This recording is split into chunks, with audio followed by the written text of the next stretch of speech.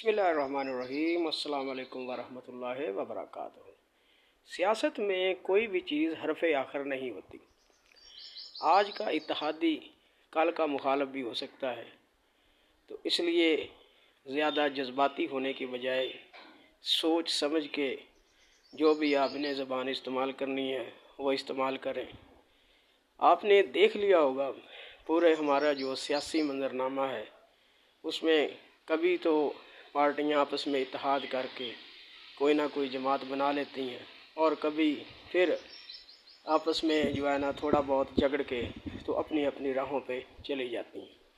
हमारे लोगों में ये जज्बातियत बहुत ज़्यादा है।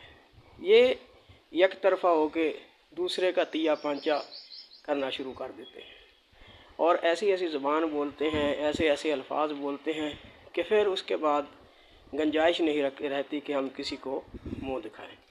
तो इसलिए ये जान लीजिए कि सियासत में आज का भाई कल का दुश्मन, और दुश्मन जो है वो दोस्त भी हो सकता है। Thank you so much to listen and watch the video.